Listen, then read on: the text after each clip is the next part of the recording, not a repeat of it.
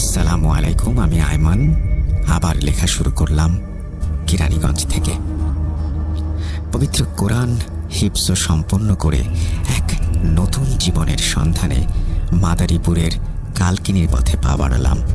গন্তব্য ছিল হিফজ শুনানির মজলিস। সেখানে পৌঁছানোর পর আল্লাহর অসীম কৃপায় অপ্রত্যাশিতভাবে একটি মসজিদে ইমামতির সুযোগও জুটে গেল। মাদ্রাসার ভেতরের সেই বিভীষিকাময় অধ্যায় পেরিয়ে ভেবেছিলাম এবার হয়তো কিছুটা শান্তির দেখা পাব, কিন্তু নিয়তি হয়তো অন্য কিছু লিখে রেখেছিল।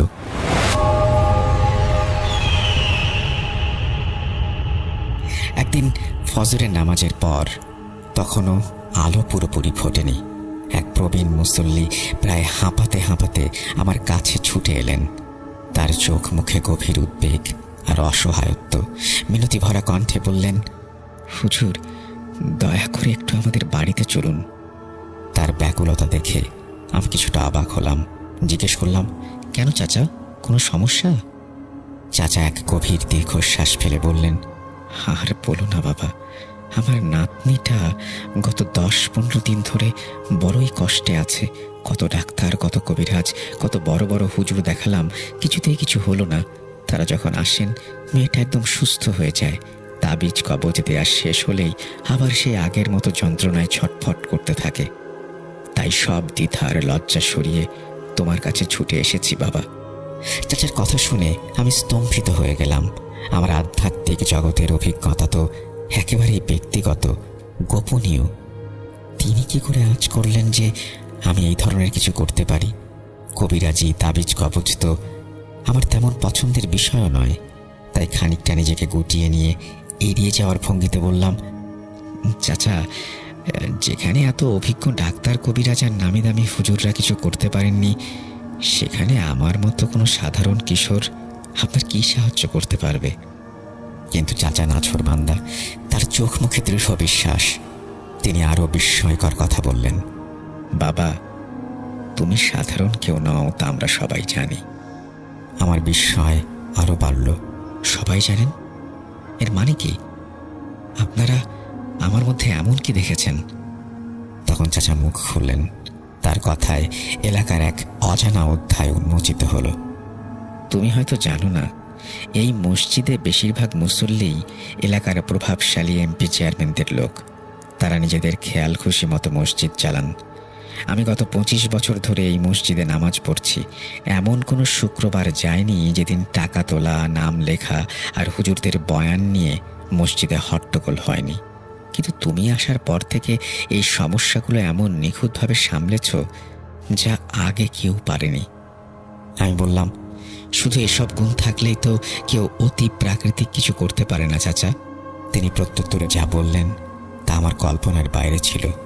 দৃঢ় স্বরে বললেন, হ্যাঁ, আমরাও তাই ভাবতাম যেদিন না তোমাকে মসজিদে রাতে ঘুমোতে দেখেছি।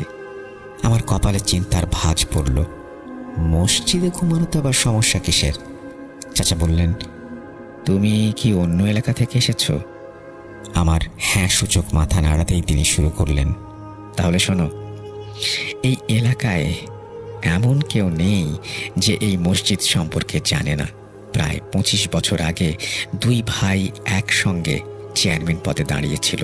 ভোটের ঠিক আগের দিন রাতে এক ভাইকে রহস্যজনকভাবে খুন করা হয়।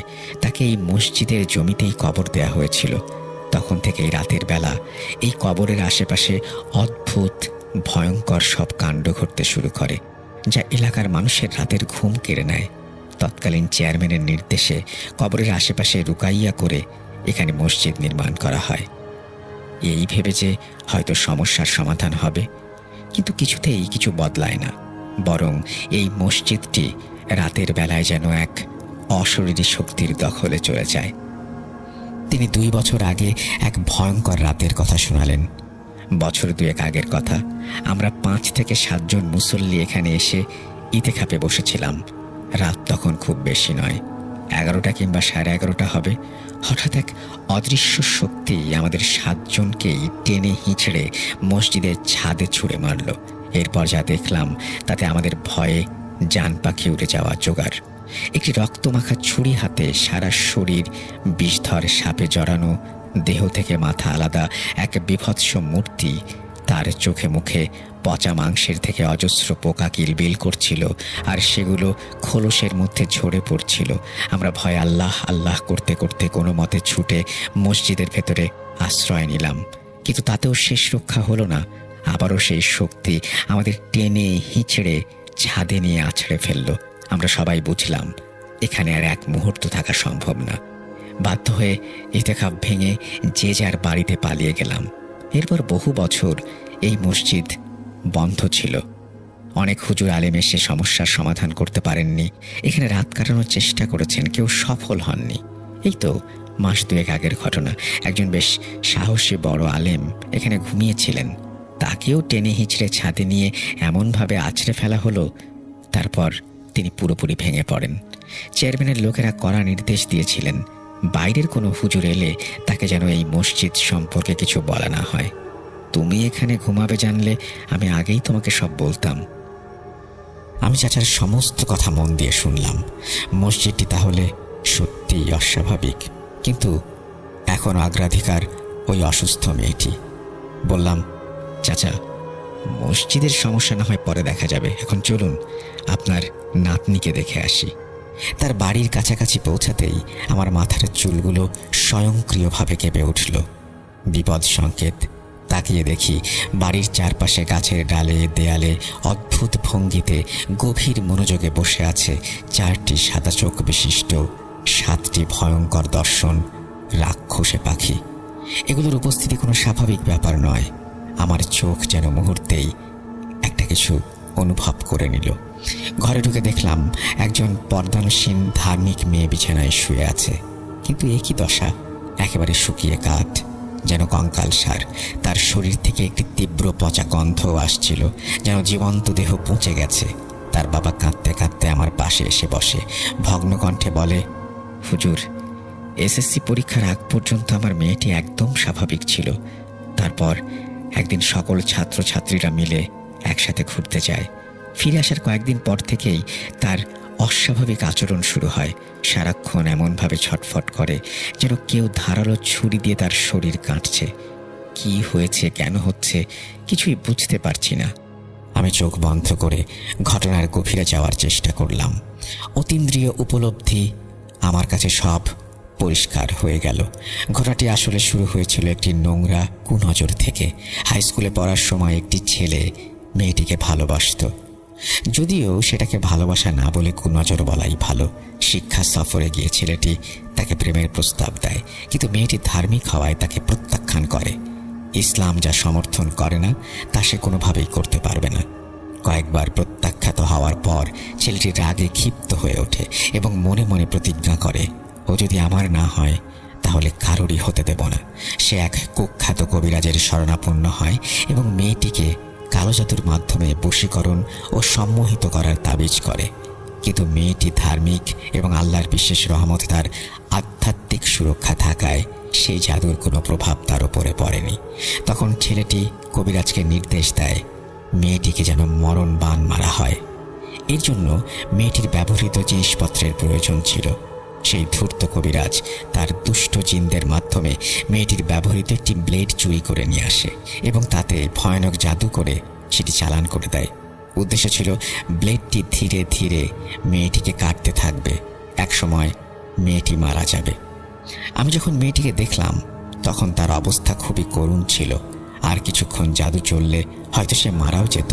সেই পচা গন্ধ আসলে জাদুকৃত শরীরের পচন প্রক্রিয়ার লক্ষণ ছিল। প্রথমে তাকে বাঁচাতে হবে, তারপর সেই জাদু নষ্ট করার পালা। একটি সম্ভাব্য সমাধান মাথায় এলো। 4টি নীলচে চুল তার কোমরে বেঁধে দেয়া হলো, কিন্তু এতে ভবিষ্যতে কোনো ফিতনার আশঙ্কা থাকতে পারে। বিশেষ করে চোখ ধোয়া পানি দিয়ে তাকে গোসল করাতে বললাম। গোসল করানোর পর আমি পূর্ণ বিশ্বাসের সাথে বললাম, আপনার মেয়ে ধীরে ধীরে সুস্থ হয়ে উঠবে ইনশাআল্লাহ। কিন্তু বিপদ তখনও কাটেনি। সেই কালো জাদু সম্পূর্ণভাবে ধ্বংস করার জন্য 7 ফোঁটা তাজা রক্তের প্রয়োজন ছিল, সেই জাদুর উপকরণে ঢালার জন্য। মেয়েটির বাবা মা নিজেদের রক্ত দিতে উদ্যত হলে আমি তাদের থামিয়ে বললাম, আপনারা রক্ত দেবেন কেন? যে নিকৃষ্ট লোকগুলো এই জঘন্য কাজ করেছে তাদের রক্ত দিয়েই আমি এই জাদু নষ্ট করব ইনশাআল্লাহ। মেয়েটির নানা এবং বাবাকে সেই জঘন্য কবিরাজের ঠিকানা দিয়ে বললাম, অমুক জায়গায় গিয়ে অমুক ঠিকানায় ওই কবিরাজকে পাবেন। তার আসনের নিচে একটি ব্লেড পাবেন, সেটি জাদু করা ব্লেড। সেই ব্লেডে কবিরাজের 4 ফোঁটা রক্ত আর ওই ছেলেটির 3 ফোঁটা তাজা রক্ত হাত কেটে ঢেলে দিতে বলবেন। যদি রাজি না হয় তাহলে বলবেন আমি তার জিনদের দিয়েই তাকে শেষ করে দেব। আমার বিশ্বাস ছিল এই হুমকি কাজ করবে। তারা নির্দেশ মতো নির্দিষ্ট জায়গায় গিয়ে সেই কুখ্যাত কবিরাজ এবং জাদুকরা ব্লেডটি খুঁজে পেলেন। আমার নাম এবং জিনদের ভয় দেখিয়ে হুমকি দেওয়ার পর ভয় সেই প্রতারক কবিরাজও করেছিল। ব্লেডে 7 ফোঁটা রক্ত ঢালার সঙ্গে সঙ্গেই মেয়েটির ওপর করা সেই মরণবান জাদু নিমেষেই উধাও হয়ে গেল। মেয়েটি ধীরে ধীরে সুস্থ হয়ে উঠল। আসলে ধূর্ত কবিরাজ বাড়ির আশেপাশে 7টি দুষ্টু জিন পাহারায় রেখেছিল, যাতে কেউ মেয়েটির চিকিৎসা করতে এলেই সে আগে থেকেই খবর পেয়ে যায়, তার জাদু সাময়িকভাবে বন্ধ করে দিতে পারে, ফলে কেউ যেন আসল সমস্যাটা ধরতে না পারে এবং জাদুর রহস্য উন্মোচিত না হয়। আমি বাড়িতে ঢোকার আগেই আমার তীক্ষ্ণ দৃষ্টি শক্তির মাধ্যমে সেই 6টি জিনকে কাবু করে ফেলেছিলাম, কিন্তু একটি দুষ্টু জিন পালিয়ে গিয়ে সেই শয়তান কবিরাজকে আমার আগমনের খবর দেয়। সে আমার সাথেও তার চালাকি শুরু করে, জাদু স্থগিত করে যাতে আমি বিভ্রান্ত হই, কিন্তু আমার তীক্ষ্ণ দৃষ্টির ক্ষমতার কারণে আমি রহস্য ধরে ফেলেছিলাম। মেয়েটির সমস্যার সমাধান করার পর চাচাকে বললাম, চাচা, আল্লাহর রহমতে আপনার নাতনি এখন পুরোপুরি সুস্থ, কিন্তু এখনও একটা কাজ বাকি আছে, আমার সাথে চলুন। মসজিদে গিয়ে চোখ বন্ধ করতেই যেন সব জলের মতো পরিষ্কার হয়ে গেল। 25 বছর ধরে যে অদৃশ্য শক্তিটা গ্রামবাসীকে জ্বালাতন করছিল, ছাদে টেনে হিঁচড়ে আছড়ে ফেলছিল, সে আসলে খুন হওয়া সেই হতভাগ্য ব্যক্তিরই কারিন জিন। লোকটি নামাজি হওয়ায় তার কারিন জিনের মসজিদে প্রবেশে কোনো বাধা ছিল না। সমস্যা হয়েছিল লাশ দাফনের সময়। কারিন জিনকে দাফন করার যে বিশেষ দোয়া, সেটি ভুলবশত অথবা অজ্ঞাতবশত পড়া হয়নি। এই কারণেই সে মুক্ত অবস্থায় কবরের আশেপাশে উপদ্রব চালাচ্ছিল। সমস্যাটা অনেক পুরনো হওয়ায় পরবর্তীতে হুজুররা পুনরায় জানাজা পড়ে দোয়া করার পরও গ্রামের মানুষ তার উপদ্রব থেকে মুক্তি পায়নি। এর একটা স্থায়ী সমাধান দরকার। নীলচে কালো চুল এমনিতেই আত্মরক্ষার জন্য সেরা, তার সাথে যদি কোরআন তেলাওয়াত যোগ করা হয় তখন তা হয়ে যায় এক অক্ষয় ও অপ্রতিরোধ্য আত্মরক্ষার ব্যবস্থা। তাই আমি আমার 3টি নীলচে চুল উপড়ে তাতে কোরআন শরীফের বিশেষ আয়াত তেলাওয়াত করতে করতে প্রত্যেকটিতে 3টি করে গিঁট দিলাম। তারপর চাচাকে বললাম, এই চুলগুলো একটি সবুজ রঙের তসবির সাথে বেঁধে মসজিদের মিনারের সাথে এমনভাবে ঝুলিয়ে দিন যেন সহজে কারো নজরে না আসে। আমি নিশ্চয়তা দিয়ে বললাম, কোনো রকমের নজরদারির প্রয়োজন নেই। আল্লাহর হুকুমে এই চুল আর তসবি যতদিন এখানে ঝুলবে, যতই ঝড় তুফান আসুক, ইনশাআল্লাহ এই তসবি বিন্দু পরিমাণও নড়বে না এবং মসজিদেরও সমস্যা স্থায়ীভাবে সমাধান হয়ে যাবে। আমার কথা শুনে চাচার মুখে স্বস্তির হাসি ফুটে উঠল। তিনি ধন্যবাদ জানালেন। আমি সেই অস্বাভাবিক কবরের রহস্য আর অসুস্থ মেয়ের মরণবান জাদুর সমাধান করে সবার কাছে বিদায় নিয়ে যশোরের পথে যাত্রা শুরু করলাম। মাদারীপুরের এই অধ্যায়টি ছিল আমার প্যারানরমাল জীবনের এক নতুন অভিজ্ঞতা। এই বলে তিনি তার ঘটনা শেষ করেছেন। আশা করছি এই ঘটনাটি আপনাদের ভালো লেগেছে। যদি ভালো লাগে অবশ্যই আমাদের জানাবেন। আমরা ঈদ উপলক্ষে আজকে একটা অডিও ক্লিপও এই এপিসোডে আপনাদেরকে শোনাবো। এখন চলুন কথা না বাড়িয়ে আমরা সরাসরি চলে যাই সেই অডিও ক্লিপে। গত এপিসোডে আমরা সাবিত, সিফাত এবং তারপরে আবারও সাবিতের একটা অডিও ক্লিপ শুনিয়েছি। আজকে সেই অনুযায়ী সিফাতের পালা। চলুন সিফাতের একটা অডিও ক্লিপ শুনে আসি আমরা।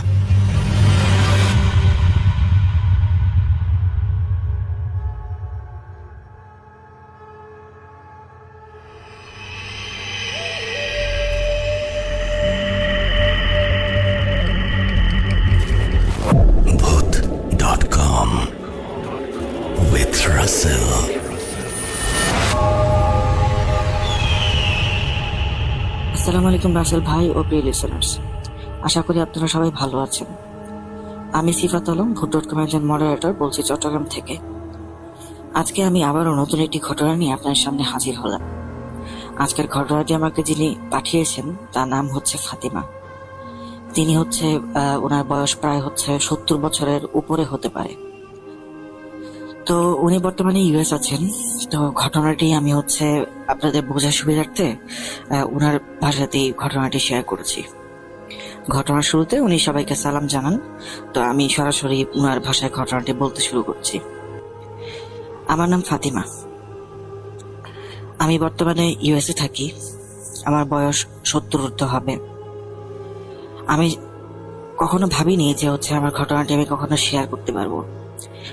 শুরু থেকে আমি ভূত.com শুনতাম। তো আজ কেন যেন মনে হলো আমার ঘটনাটি সবার সাথে শেয়ার করি।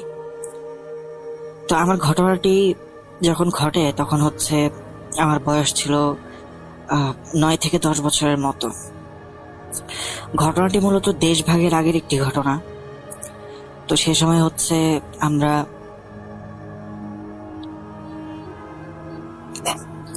ঘটনাটি 1953-54 দিকে ঘটা একটি ঘটনা। তো অনেক আগের ঘটনা। তো যখন ঘটনাটি ঘটে তখন আমরা এমন একটি জায়গায় থাকতাম যেটাকে আগে, বর্তমানে তো হচ্ছে বাংলাদেশ এবং পাকিস্তান আছে, কিন্তু তখন হচ্ছে সেরকম কিছু ওরকম ভাবে ছিল না। তো আমরা হচ্ছে বাংলাদেশেরই কোনো একটা অংশে থাকতাম। সে যেখানে আমরা থাকতাম সেখানে আমরা একটি ভাড়া বাসায় থাকতাম। তো কোনো একটি অনিবার্য কারণবশত আমাদেরকে সেই বাসাটি চেঞ্জ করতে হয়। তো আমার পুরো পারিবারিক অবস্থা সেরকম যে খুব ভালো ছিল সেটা বলবো না। তাই হচ্ছে আমরা কিছুটা কম বাজেটের মধ্যে একটি বাসা দেখতে শুরু করি। অনেক খুঁজতে খুঁজতে আমার বাবা একটি বাসা পেয়ে যান এবং কিছুদিনের মধ্যে আমরা সেই বাসায় শিফট হই। সেই বাসায় শিফট হওয়ার পর থেকে আমার কাছে না, শুধু আমার পরিবারের সকলের কাছে বেশ অবাক করা কিছু ব্যাপার সামনে আসতে শুরু করে। বাসাটার মধ্যে হয়তো বা কোনো সমস্যা ছিল। আগে বাসাটা কিছুটা বর্ণনা দিয়ে নিচ্ছি। বাসাটি বেশ বড় একটি বাসা ছিল। বাসার সাইজ অনুযায়ী বাসার ভাড়া ছিল বেশ কম, তুলনামূলক অনেক কম। তো যেহেতু আমার পারিবারিক অবস্থা তেমন একটা ভালো না, আগেই বললাম, তাই হচ্ছে এই বাসাটি নিতে আমরা মোটামুটি বাধ্যই হই। তো ওই বাসার ভেতরে একটা রুম ছিল, যে রুমের বড় একটি তালা লাগানো ছিল। তো আমরা যখন বাসায় উঠি, ওই তালাটা খোলার পর ওই রুমে যখন যাই তখন দেখি যে ওই রুমের মধ্যে হচ্ছে শিকল বাঁধা, দেয়ালের মধ্যে ফুটো করে ওখানে হচ্ছে কোনোভাবে শিকল বেঁধে রাখা, আর হচ্ছে রুমের চারপাশে বিভিন্ন কালো কালো দাগ আর হচ্ছে ছিটা ছিটা দাগ। মনে হয় যে কোনো একটা পানি বা তরল জাতীয় কিছু পড়ার কারণে, অনেকদিন থাকার কারণে সেটা হয়তো বা এরকম কালার হয়ে গিয়েছে।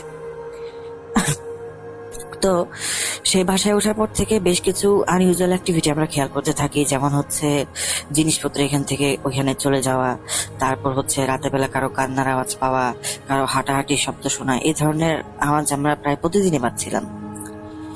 তো এরকম হতে হতে এক সময় জিনিসগুলোতে আমরা বেশ ইউজ টু হয়ে যাই, কিন্তু তারপরও মানুষের মন তো ভয় তো থাকেই।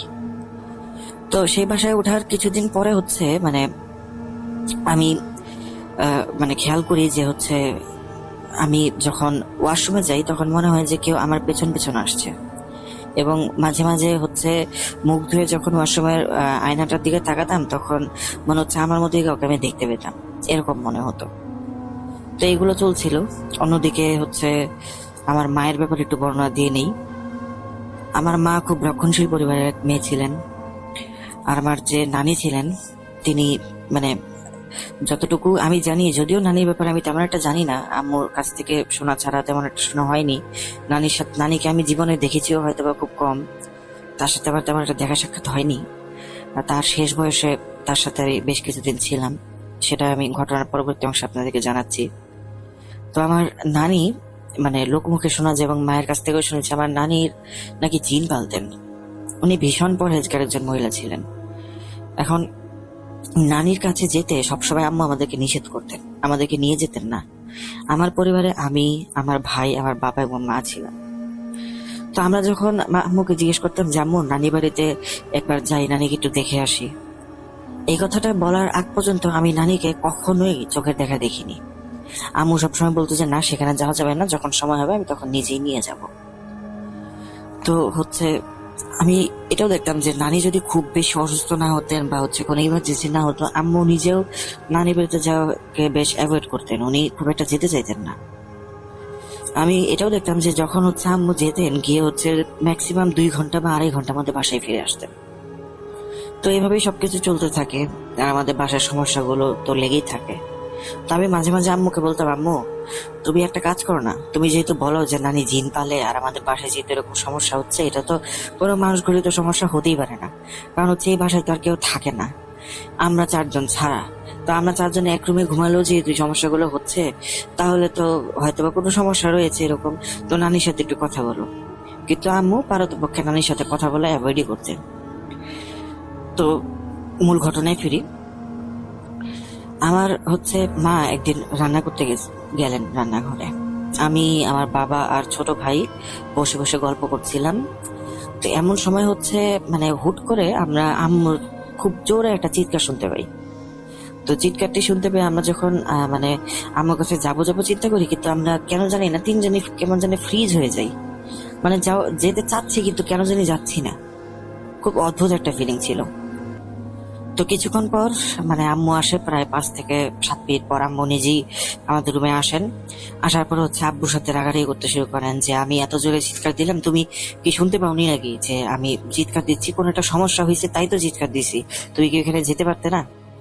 তো তখন আব্বু আম্মুকে বসানোর পর শান্ত করে বলেন যে কি হয়েছে আমাকে একটু বলো। তখন আম্মু তার গলার দিকে হাত দিয়ে দেখিয়ে দেন যে দেখো এখানে কি হয়েছে। পরে আব্বু আম্মুর গলার দিকে তাকিয়ে দেখেন আম্মুর গলার অনেকটা অংশ পুড়ে গেছে। তো আব্বু জিজ্ঞেস করে যে এটা কিভাবে হলো। তখন আমার আম্মু যা বলে তা আমি রান্না করছিলাম, মনে হলো পেছন থেকে কেউ এসে আমার গলায় হাত দিল, সজোরে হাত দিল, আর তার হাত ছিল প্রচন্ড রকমের গরম। সেই হাত লাগার সাথে সাথে আমার মনে হলো যে আমার এখানে যন্ত্রণা শুরু হলো, পুড়ে যাচ্ছে, এত গরম লাগছিল আমার, তাই আমি চিৎকার দিয়েছি। তো আব্বু যখন দেখেন তখন দেখেন যে সেখানে পুরোপুরি বোঝা না গেলেও একটা হাতের শেপের মতো কিছুটা বোঝা যাচ্ছে। তো আব্বু তখন আম্মুর সেখানে পানি ঢালেন, বরফ লাগান আর মলম লাগিয়ে দেন।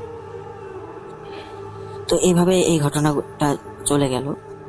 তারপর একদিন আমি কোনো একটা কাজে বাইরে গিয়েছিলাম, কোনো একটা দরকারে দোকানে গিয়েছিলাম আশেপাশের কোথাও। তো যখন আমি বাসায় ফিরলাম তখন দেখলাম যে একটা মহিলা, মহিলাটার আমাদের বাসায় থাকার কোনো কথাই না। আমি তখন বাসায় গেলাম, আমি বেশ অবাক তাকে দেখে। আমি বাসায় ঢুকে তারপরে আম্মুকে জিজ্ঞেস করলাম, আম্মু তুমি কি কোনো কাজের মহিলা আনছো নাকি, যে আমি যে মহিলাকে দেখলাম? তখন আম্মু বললো, না আমি কাজের মহিলা কেন আনবো, আমাদের কি আর্থিক অবস্থা সেরকম ভালো যে আমরা কাজের মহিলা আনতে পারি? তারপর আমি তখন আম্মুকে সবকিছু জানালাম। আম্মু তখন বললো যে তোমরা আর ওই রুমের দিকে যেও না। তারপর আমি ওই মহিলাকে এরপরে প্রায় সময় দেখা শুরু করি। সে আমার রুমে ঘুরঘুর করতে থাকে, তারপরে স্বপ্নে আসে, স্বপ্নে এসে আমাকে বেশ উল্টাপাল্টা কথা বলে, যেমন এই বাসা ছেড়ে দাও, এই বাসা আমার, এই বাসা আর কারো না, এখানে আমি যা যাবো তাই হবে, অন্য কেউ থাকতে পারবে না, থাকলে আমি মেরে ফেলবো, এই ধরনের কথাবার্তা বলে। যতভাবে একজন মানুষকে ভেতর থেকে ভেঙে ফেলা যায়, ঠিক সেই রকম কথাগুলো সে আমাকে বলতে শুরু করে। তো এক পর্যায়ে আমি আর সহ্য করতে না পেরে আমি আম্মুকে তখন বলি যে আম্মু আমার সাথে তো এরকম হচ্ছে। তো আম্মু আমার কথা শোনেন। আমি আম্মুকে এরপরও বলি যে আম্মু তুমি একটু নানুর সাথে দয়া করে যোগাযোগ করো। আম্মু তারপরও তেমন একটা প্রতিক্রিয়া দেখান না। এরপর একদিন এমন এক ঘটনা ঘটে যার কারণে মোটামুটি আম্মু বাধ্যই হয়ে যান ঘটনাটি নানুর সাথে শেয়ার করার জন্য। তো যে ঘটনাটি ঘটে সেটা আমি আপনার সাথে শেয়ার করছি। সেটা আমার বাবা প্রচুর সিগারেট খেতেন। উনি বলতে গেলে চেইন স্মোকার টাইপের একজন মানুষ ছিলেন। প্রত্যেক 10 মিনিট 15 মিনিট বা 30 মিনিট পর পর ওনার মুখে সিগারেট থাকতোই। তো ওনার আবার একটা অভ্যাস ছিল, সিগারেট খাওয়ার সময় যদি কখনো ওনার ওয়াশরুমে যাওয়ার প্রয়োজন পড়তো, উনি অ্যাশট্রের মধ্যে সিগারেটটা জ্বলন্ত অবস্থায় রেখে সেখান পরে ওয়াশরুমে চলে যেতেন, ওয়াশরুম থেকে এসে বাকিটুকু খেতেন। তো এরকম একদিন আব্বু জ্বলন্ত সিগারেট অ্যাশট্রের মধ্যে রেখে ওয়াশরুমে গেছেন। তো ওয়াশরুম থেকে উনি বের হয়ে দেখেন, উনি ওয়াশরুম থেকে বের হওয়ার আগে প্রচন্ড চিল্লাপাল্লার আওয়াজ শুনতে পান। উনি দ্রুত ওয়াশরুম থেকে বের হন, বের হয়ে চিন্তা করেন যে কি হলো, কিসের এত চিল্লাপাল্লা। উনি ওয়াশরুম থেকে বের হয়ে দেখেন যে আমাদের বাবা মা রুমের যে পর্দাগুলো ছিল সেগুলো দাউ দাউ করে জ্বলছে আগুনে, এবং সেখানে ওই পর্দার মধ্যে হচ্ছে সিগারেট, যেটা আব্বু জ্বলন্ত সিগারেট রেখে গিয়েছিল সেটা পর্দার মধ্যে এটাই আছে, মানে লাগানো অবস্থায় আছে, সেটা থেকে আগুন মানে লেগেছে। তো আর চিল্লাপাল্লা হচ্ছে বাইরে থেকে মানুষজন চিল্লাপাল্লা করছে, আগুন আগুন আগুন আগুন এরকম করে চিল্লাপাল্লা করছে। তো এলাকাবাসীর সহযোগিতায় এবং নিজেদের চেষ্টায় আমরা হচ্ছে পরবর্তীতে অনেক কষ্টে আগুনটাকে নিয়ন্ত্রণে আনতে সক্ষম হই। আলহামদুলিল্লাহ কারো তেমন কোনো ক্ষতি হয়নি। এসব কিছুর পর হচ্ছে আম্মু আব্বুকে প্রচন্ড বকাবাদি করতে শুরু করে যে তুমি এভাবে সিগারেট খাও, তুমি সিগারেট মানে জ্বলন্ত অবস্থায় রেখে গেছো, কোন খেয়ালে খাইছো, এই জন্য এরকম হয়েছে, এটাতে অনেক বড় ক্ষতি হতে পারতো। কিন্তু আব্বু বারবার হচ্ছে মানে আমার মানে মৃত দাদির কসম খেয়ে বলছিল যে আমি সিগারেট অ্যাশট্রে দিয়ে রেখে গেছি, আমি কি পাগল নাকি যে সিগারেট আমি ইয়াতে জানলার মধ্যে বা হচ্ছে পর্দার সাথে লাগিয়ে লাগিয়ে রেখে যাব। কিন্তু আম্মু কিছুতেই আব্বুর কথা বিশ্বাস করলো না তখন। এরপর একদিন মানে আব্বু আবার সিগারেট খাচ্ছিলেন, ওই সময় আম্মুই রুমের মধ্যে ছিল, আম্মু ছিলেন রুমের মধ্যে। তো সেই দিন আবার একই কাহিনী ঘটে। আম্মু খুব ভালো মতো খেয়াল করেন যে আব্বু সিগারেটটা ওইখানে রেখে গেছে, কিন্তু হুট করে মানে পর্দার নিচ থেকে আম্মু দেখেন যে মানে আগুনের ফুলকি বের হওয়া শুরু হয়েছে। তারপর আম্মু যখন পর্দার দিকে তাকান তখন দেখেন যে নিচে সিগারেটটা পড়া অবস্থায় আছে পর্দার সাথে কিছুটা দূরত্বে, এবং মানে আগুন লাগার কারণে পর্দাটা যে ছিঁড়ে গিয়ে সিগারেটটা নিচে পড়ে গেল, এরকম একটা দৃশ্য দেখলেন আম্মু। তারপর সাথে সাথে আম্মু অ্যাশটার দিকে তাকিয়ে দেখেন সেখানে কোনো সিগারেট নেই, জ্বলন্ত কোনো সিগারেট সেখানে নেই। যেহেতু সেদিন আগুন তেমন বেশি ছিল না, তাই আম্মু হচ্ছে মানে দ্রুত আব্বুকে ওয়াশরুম থেকে ডাকেন এবং বালতি করে পানি নিয়ে এসে আগুনটা নিভিয়ে ফেলেন। তো সেই দিন আম্মুর বিশ্বাস হয় যে আব্বু আসলে মানে সত্যি কথাই বলছিল। তো এর কিছুদিন পর আম্মু চিন্তা করে যে আসলে এখন কি করা যায়। তো এই সমস্যাগুলো দিন বাড়তেই আছে। তো এভাবে চলতে চলতে একদিন একটা ঘটনা ঘটে। সেই ঘটনার বর্ণনা আমি দিচ্ছি। সেটা হচ্ছে আমরা মানে খুব মানে যেদিন যখন আগুন লাগে তার আশেপাশের সময়েরই ঘটনা এটা, মানে খুব কাছাকাছি, হয়তো বা একদিন বা তার পরের দিনের ঘটনা। তো হচ্ছে আমরা সবাই মানে খাওয়া দাওয়া শেষ করে আম্মু আব্বু রুমে আমরা 4 জন বসেছিলাম। হুট করে আমরা খুব জোরে একটা কান্নার আওয়াজ শুনতে পাই। কান্নার আওয়াজ শুনে আমরা রুম থেকে বের হয়ে এসে এদিক সেদিক দেখতে থাকি, কিন্তু হচ্ছে কাউকে খুঁজে পাই না যে কান্নার সোর্সটা কি, কোথা থেকে কান্নাটা আসছে, সাউন্ডটা কোত্থেকে আসছে। এটা আমরা অনেক খোঁজাখুঁজি পরে কোথাও খুঁজে পাই না। সেদিন রাতে হচ্ছে আমরা সেই কান্নার আওয়াজ অনেকক্ষণ শুনেছি, বলতে গেলে প্রায় সারা রাত। যখনই ফজর আজান পড়লো তখনই কান্নাটা থেমে গেল। এর পরবর্তী দিন থেকে এই জিনিসটা চলতেই থাকলো, এবং মানে কান্না দেখা যায় যে যখন কান্না শুরু হয় তখন কেউ হচ্ছে ফুপিয়ে ফুপিয়ে কাঁদে, আর হচ্ছে সময় যত যেতে থাকে তত তার কান্নার তীব্রতা বাড়তে থাকে এবং একসময় চিৎকারে পরিণত হয় সেটা। তো আম্মু হচ্ছে একদিন যখন কান্নার আওয়াজ হচ্ছে তখন একাই রুম থেকে বের হন, বেরিয়ে গিয়ে হচ্ছে ওই দরজাটা, যে দরজাটা লক ছিল, যেখানে হচ্ছে বললাম যে শিকল বাঁধা ছিল, সেখানে গিয়ে দেখেন কান্নাটা সেখান থেকে আসছে। আজ তা আম্মু বুঝতে আর সেখান থেকে আসছে এটা তো আম্মু বুঝতেই পারেন। তারপরে দেখেন ওই রুমের ভেতরে কোনো লাইট লাগানো ছিল না, কিন্তু ওই রুমের ভেতর থেকে না কেমন একটা আলো আসছিল, লাল রঙের একটা আলো। এবং উনি দেখতে পেলেন নিচ দিয়ে, যেহেতু দরজার নিচ দিয়ে আলো বের হচ্ছে, উনি দেখতে পেলেন যে একটা ছায়া পড়ছে, ছায়াটা এদিক থেকে সেদিক সরে যাচ্ছে বারবার। মনে হলো যে কেউ বৃত্তাকার ভাবে রুমটার ভেতরে পায়চারি করছে এবং তার ছায়াটা ওই আলোর কারণে বাইরে দেখা যাচ্ছে এসে। তো আম্মু এটা প্রচন্ড ভয় পান। পরদিন সকালবেলা আম্মু চিন্তা করেন যে না, এই সমস্যা যেহেতু এত পরিমাণ বেড়ে গেছে তাই এটা মাকে জানানো উচিত। তো আম্মু সেদিন আমাদেরকে মানে বলেন যে আমি একটু বাইরে যাচ্ছি, বাইরে গিয়ে আমি মানে কাজ আছে, আমি ফিরে আসবো খুব দ্রুত, তোমরা বাসায় ভালো মতো থাকো। তো আম্মু চলে যান। আমরা তখনও জানি না যে আম্মু নানুর কাছে গিয়েছিলেন। তো নর্মালি নানুর কাছে গেলে আমি আগেই বলেছি আম্মু 2 থেকে 2.5 ঘন্টা পর ফিরে আসেন, কিন্তু সেদিন আম্মু সকাল দুপুর 12টার দিকে বের হয়ে যান, কিন্তু ফিরে আসেন রাত 11:30টার দিকে। প্রায় 12 ঘন্টা সময় লাগে।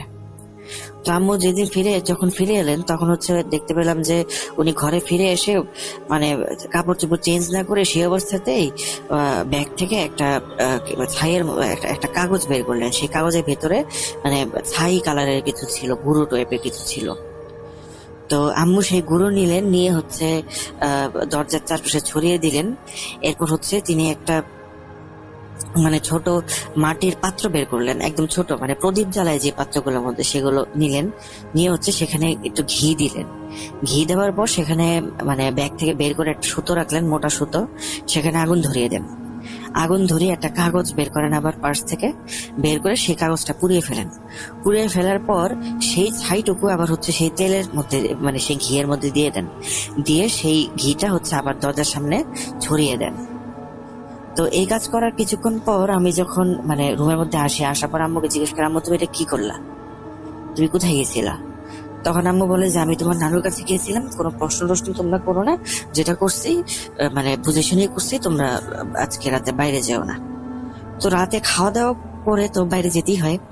তো খাওয়া দাওয়া করে যখন রুমের মধ্যে ফিরছি আমরা সবাই একসাথে, তখন দেখতে পাই যে দুটো বিড়াল, একটা ছিল ধূসর কালারের, আর একটা ছিল কিছুটা কালচে কালারের, মানে বেশ কালোই ছিল ওটা। এই বিড়াল দুটি ছিল স্বাভাবিক বিড়ালের থেকে বেশ বড় সাইজের, এবং মানে বিড়াল দুটি কাউকে দিকে ভয় পাচ্ছে না। আমরা যে 4টা মানুষ সেখান থেকে হেঁটে যাচ্ছি, মনে হয় যে ওদের মানে কোনো প্রতিক্রিয়াই নেই। ওরা মানে অপর দিক থেকে আমাদের দিকে এগিয়ে আসছে, এবং এগিয়ে এসে হুট করে করলো কি, ওই রুমটার সামনে দাঁড়িয়ে পড়লো। আমাদেরকে দেখে ওই রুমের সামনে মানে ওই বন্ধ রুমটার সামনে দাঁড়িয়ে পড়লো।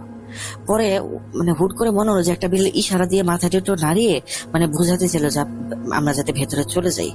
আমি জানি না আমি আসলে সঠিক দেখেছি কিনা, আমার কাছে যেটা মনে হলো সেটাই বললাম। তো আমরা রুমে চলে যাই। সেদিন রাতে মানে মনে হয় যে আমাদের বাড়িতে ভূমিকম্প চলছে, মানে খাট পালং সব কাঁপতে শুরু করে, একটু পর পর কেঁপে কেঁপে উঠছে। আর সারাটা রাত বিড়ালের প্রচন্ড আওয়াজে মানে আমরা কেউই ঘুমাতে পারিনি। মনে হচ্ছে যে বিড়াল এমন ভাবে মারামারি করছে যেন হচ্ছে জীবন মৃত্যুর সন্ধিক্ষণে পৌঁছে গেছে, এত মারামারি করছে। মানে একটু পর পরে একে মারছে মনে হচ্ছে, আবার মনে হচ্ছে ও আবার ওকে মারছে, মানে ধস্তাধস্তির শব্দ আর হচ্ছে বিড়ালের কর্কশ আওয়াজ, এগুলোতে আমাদের মানে বাসার পরিবেশ একদম ভারী হয়ে যায়। আর একটু পর পরে বাসা কেঁপে কেঁপে ওঠা শুরু করে, মানে হচ্ছে কি বলবো, মানে ভূমিকম্পের মতো শুরু হয়। তো পরদিন সকালবেলা আমরা মানে আজান দেওয়ার পরে যখন শব্দ মানে কমে যায় তখন আমরা ঘুমাই, এবং ঘুম থেকে উঠে সকালবেলা হচ্ছে আমরা যখন রুম থেকে বের হওয়ার পরে দেখি যে ওই রুমটার সামনে মানে রক্তের দাগে ভরা। রুমের দরজা রক্তে ভেজা, রুমের দেয়াল রক্তে ভেজা। রুমের দরজা খোলাই ছিল সেদিন। সকালবেলা আমরা উঠেই দেখি রুমের দরজা খোলা, তো ভিতরে গিয়ে দেখি সমানে রক্তের ছিটা, তারপরে হচ্ছে দরজার মধ্যে রক্তের ছিটা লেগেই আছে। তো আব্বু হচ্ছে বাইরে থেকে কয়েকজন লোক নিয়ে আসে সেগুলো পরিষ্কার করার জন্য। তো সেগুলো পরিষ্কার করে যখন লোকগুলো চলে যাচ্ছিল তখন হচ্ছে আব্বু তাদেরকে মানে বাইরে এগিয়ে দিতে গেলেন। এগিয়ে দিয়ে যাওয়ার সময় এক লোক আব্বুকে বলেন যে আচ্ছা আপনারা এই বাসাটা খোঁজ থেকে পেলেন? তখন আব্বু বলে যে এটা হচ্ছে মানে আমরা বাসা চেঞ্জ করতে হয়, তো অনেক খোঁজাখুঁজির কারণে ব্রোকারের মাধ্যমে বাসাটা আমরা পাই। তো তখন ওই লোকটা বলে আচ্ছা ব্রোকার কি আপনাদেরকে কিছু বলেন নাই? তখন আব্বু বললো যে কেন, ব্রোকার কি বলবে? তখন বলছে এই বাসায় তো একটা সমস্যা আছে। তখন আব্বু জিজ্ঞেস করেন যে কিসের সমস্যা? তখন বলে যে আমি হচ্ছে এই এলাকাতে এরকম ধোয়া মোছার কাজ, তারপর হচ্ছে রং করার কাজ, এগুলো সবসময় করে থাকি। তো এই বাসায় আমাকে বহুতবার ডাকা হয়েছে, কিন্তু আমি এর আগে কখনো আসি নাই। যেহেতু আপনারা, কারণ বাসা এর আগে খালিই ছিল, আর যেহেতু এখন আপনারা থাকেন তাই হচ্ছে আমি আসার সাহস করছি, না হলে হয়তো আমি আসতাম না। তখন আব্বু জিজ্ঞেস করেন যে আপনি একটু ভেঙে বলেন তো ব্যাপারটা। তখন ওই লোকটা বলে যে এই বাড়িতে একটা মহিলা থাকতেন একাই। ওই মহিলা সবাই মানে লোকের মুখে শোনা যায় যে ওই মহিলা নাকি কালো জাদু করতেন। আর হচ্ছে যে রুমটা আজকে পরিষ্কার করে দিলাম সেই রুমে উনি হচ্ছে মানুষদেরকে ধরে বেঁধে রাখতেন এবং তাদের উপর কালো জাদু করতেন। সারা রাত সেই বাসার থেকে ভয়ঙ্কর ভয়ঙ্কর শব্দ শোনা যেত। তো ভয়ে কেউ হচ্ছে তার বাসায় যেত না বা তার ব্যাপারে কেউ কমপ্লেন করতো না, কারণ হচ্ছে মানুষ যখন চিন্তা করতো এই মহিলা তো কালো জাদু করে, যদি হচ্ছে মানে আমরা তার ব্যাপারে নালিশ করি বা তাকে আটকাতে যাই তাহলে যদি আবার আমাদের উপর জাদু করে দেয় তাহলে তো সমস্যা। তাই ভয়ে কেউ যেত না। কিন্তু এক এলাকাবাসী একবার করছিলেন কি, এরকম সমস্যা দেখে উনি আর থাকতে না পেরে, মানে ওই বাসারই প্রতিবেশী ছিলেন তিনি, উনি থাকতে না পেরে উনি মানে পুলিশে কমপ্লেন করেন। তো পুলিশ এসে সেই মহিলাকে ধরে নিয়ে যায় এবং সেখান থেকে মানুষের কঙ্কাল হাড্ডি মানে মৃতদেহের ধ্বংসাবশেষ সেগুলো উদ্ধার করা হয়। পরবর্তীতে সেই মহিলাকে যাবজ্জীবন কারাদণ্ড দেওয়া হলেও সেই মহিলা হচ্ছে জেলখানার ভেতরেই মানে হচ্ছে কোনোভাবে আত্মহত্যা করে। এরপর থেকে এই বাসা খালি ছিল, প্রায় 10-15 বছর খালি ছিল। আপনারা এই প্রথম হচ্ছে 10-15 বছর পরে থাকতে এলেন। তখন হচ্ছে আব্বু বেশ ভয় পান এগুলো শুনে ভয় পাওয়ার পর আব্বু হচ্ছে আম্মুর কাছে এসে সবকিছু বলেন। তখন আম্মু বলেন যে তুমি যে আমাকে এগুলো বললা এগুলো আমি আগে থেকেই জানি। তখন আব্বু বললেন যে তুমি জানো তাহলে তুমি আমাকে বললো না কেন? তখন আম্মু বলেন যে আমার মায়ের কাছে ওই দিন গিয়েছিলাম না, আমার মাই আমাকে সবকিছু জানিয়েছেন, তো এই সমস্যাগুলো এখন আর নেই, এটা আর কোনো প্রবলেম হবে না। সমস্যা তো ছিল না, কিন্তু হচ্ছে আমাদের আর্থিক অবস্থা ধীরে ধীরে আরো খারাপ হতে থাকে। এমন হচ্ছিল যে ওই বাসায় থাকার পর থেকে আমাদের আর্থিক অবস্থা মানে ক্রমাগত খারাপ হয়েই চলেছে, ভালো হওয়ার কোনো নাম নেই। পরবর্তীতে এমন অবস্থা হয় যে আমরা বাসা ভাড়ার এফোর্ড করার যোগ্যতা আমাদের থাকে না। তো আমার নানুর সাথে আম্মু কথা বলেন এবং নানু তখন বলেন যে ঠিক আছে, আমি যেহেতু আমার বাসায় একাই থাকি তাই তোমরা হচ্ছে মানে আমার বাসায় চলে আসো। তো নানু হচ্ছে মানে একাই থাকতেন একটা বাসার মধ্যে, বেশ বড় সড়ো বাসা। আমার নানা বাসাটা করে দিয়ে গিয়েছিলেন মারা যাওয়ার আগে। তো ওই বাসায় নানু একাই থাকতেন, আর নানুর এই ধরনের জিন পালার সমস্যার কারণে হচ্ছে আম্মু তার সাথে থাকতেন এবং নানুর সাথে কেউই থাকতেন না। নানু শুধুমাত্র একজন কাজের লোক ছিল যে হচ্ছে মানে এসে নানুর কাজ টাজ করে দিয়ে সন্ধ্যার মধ্যে চলে যেত আবার। কিন্তু পুরা বাসায় আমার নানু একাই থাকতেন। তো প্রথমবারের মতো তখন আমি নানুর সাথে দেখা হয়। আমি যখন যাই উনি হচ্ছে খুব মানে আন্তরিকতার সাথে আমাদের সাথে দেখা সাক্ষাৎ করেন, আমাকে এসে জড়িয়ে ধরেন, আমাকে মানে বলতে থাকেন যে নানু ভাই তুমি কেমন আছো, তোমাকে তো আমি এর আগে দেখছি, ছোট অবস্থায় দেখছি, কিন্তু তুমি তো আমাকে এর আগে দেখো নাই। তো আমি নানুকে দেখে হচ্ছে খুব আবেগাপ্লুত হয়ে পড়ি এবং মানে একরকমের চোখে পানি চলে আসে, আর আমিও তাকে খুব শক্ত করে জড়িয়ে ধরে রাখি কিছুক্ষণ। তো নানুর বাসায় গিয়ে যখন হচ্ছে ভেতরে যাই তখন দেখি যে মানে কম করে হলেও 30-40টা বিড়াল, এবং ওই 30-40টা বিড়ালের মধ্যে হচ্ছে আমি ওই ধূসর একটা বিড়াল আর কালো বিড়ালটাকে দেখতে পাই। আমি তখন নানুকে জিজ্ঞেস করি, নানু এই বিড়াল দুটো তো আমি ওরা বাসায় দেখলাম, এরা আবার এখানে কিভাবে এলো? তখন নানু বলেন যে এরা তোমার এবং আমাদের বন্ধু, এরা আমাদের উপকার করবে। তা আমি তখন নানুর কথা কিছু বুঝি না যে বিড়াল আবার বন্ধু কিভাবে হয়, কারণ আমি তো তখন ছোট ছিলাম, আমার বয়স 9 কি 10 বছর হবে। তো আমি এত কিছু তো জানতাম না, বুঝতামও না। কিন্তু বিড়ালগুলো ছিল অনেক বড়, কারণ স্বাভাবিক বিড়াল তো আমি দেখছি, কিন্তু এই বিড়ালগুলো ছিল অনেক বড়, যেদেরকে দেখে আমার মনের মধ্যে কিছুটা ভয়ে কাজ করতো।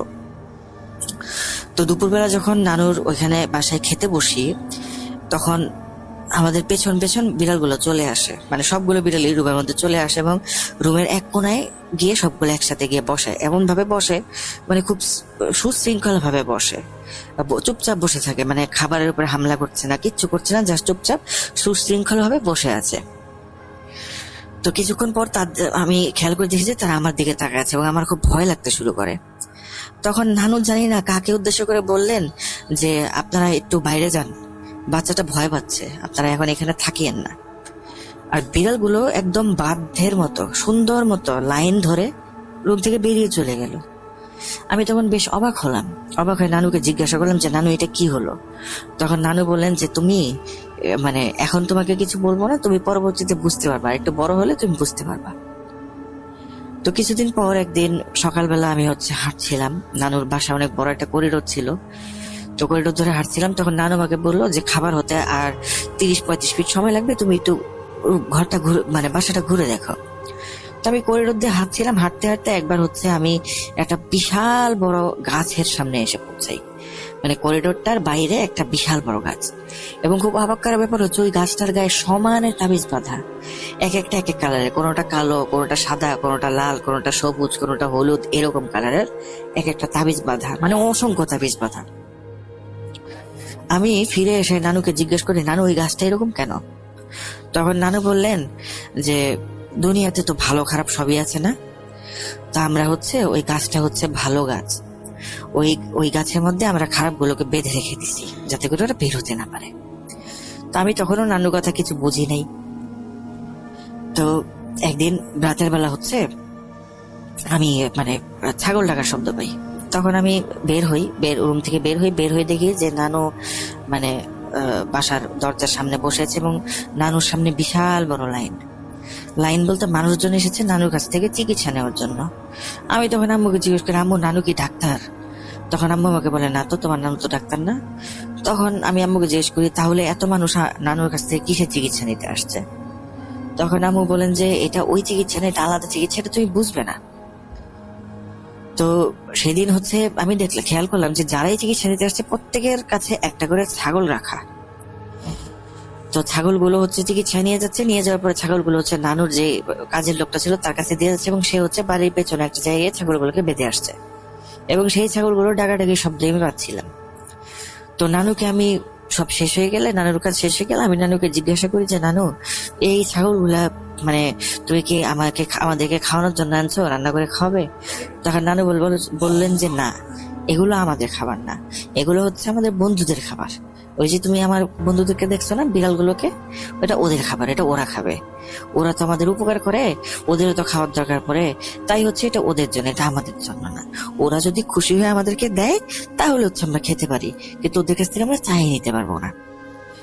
তো সেদিন রাতে হচ্ছে আমি রাত প্রায় 3টা 3:30টার দিকে হুট করে আমার ঘুম ভাঙে। আমি শুনি যে ছাগলের মানে চিৎকার চেঁচামেচির শব্দ। পরে হচ্ছে আমি দৌড়ে গিয়ে নানুকে জোরে ধরে বলি যে নানু এরকম সাউন্ড হচ্ছে কেন? তখন নানু বলেন যে ভয় পেও না, এটা হচ্ছে তোমার ওই যে বন্ধুদের কথা বলছিলাম না, ওরা ওদের খাবার খাচ্ছে, তোমরা ভয় পেও না।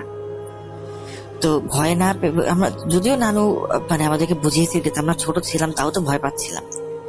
তো সকালে ঘুম থেকে উঠে দেখি যে একটা ছাগল চামড়া ছাড়ানো, মানে গায়ে কোনো চামড়া নেই, মনে হচ্ছে যে খুব সুন্দর করে চামড়া ছাড়িয়ে, মানে পুরো ছাগলটা থেকে চামড়াটা ছাড়িয়ে ছাগলটা মানে ধুয়ে মুছে রেখে গেছে কেউ।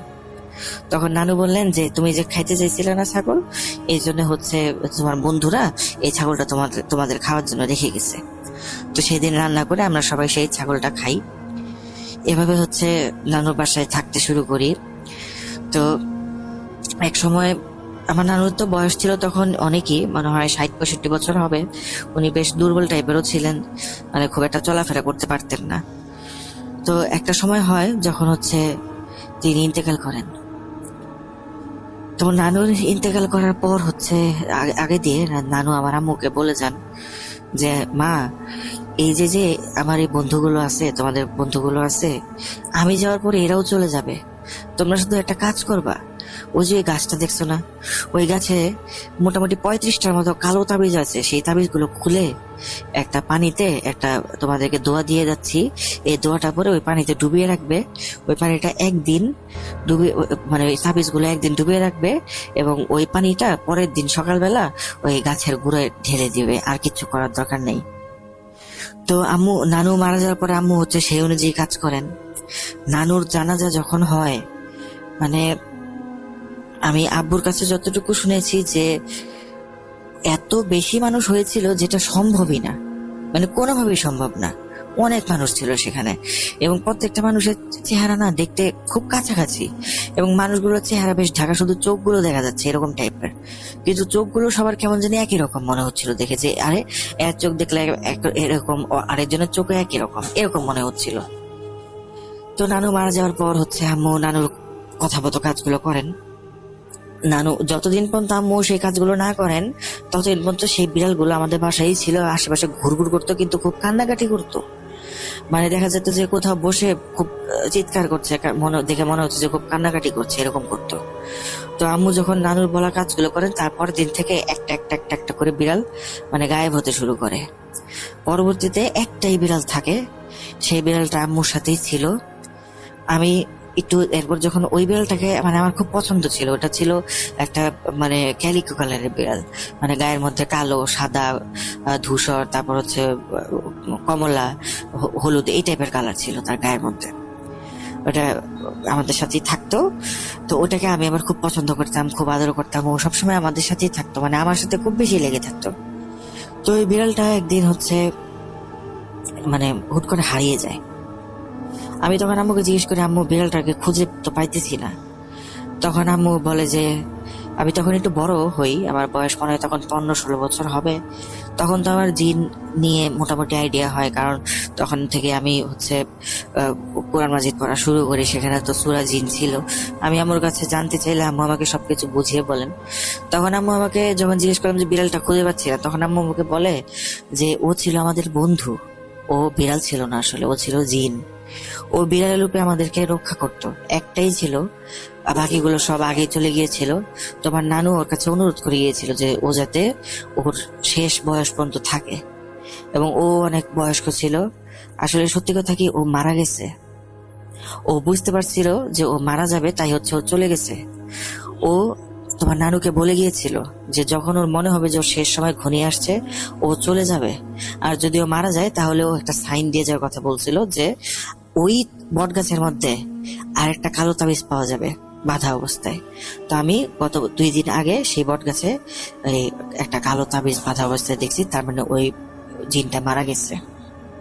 তো এটা শুনে আমার খুব কষ্ট হয় যে ওকে তো আমি জিন হিসেবে দেখিনি, ওকে তো আমি বিড়াল হিসেবে দেখছি, আমার পালিত বিড়াল হিসেবে দেখছি, তাই আমার ওর জন্য খুব মন খারাপ হচ্ছিল। তো এরপর আস্তে আস্তে হচ্ছে বড় হলাম, বড় হয়ে বিয়ে শাদী হলো, হাজবেন্ডের সাথে ইউএস চলে এলাম।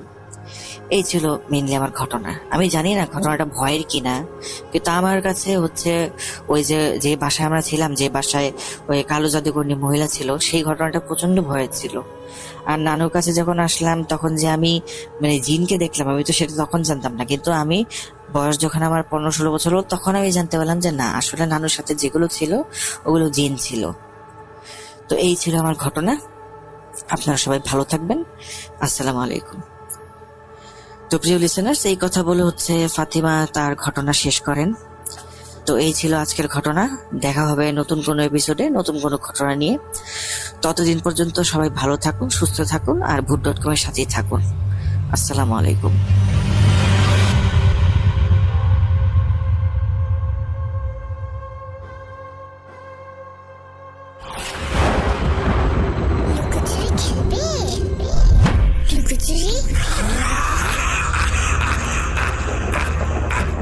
You will never be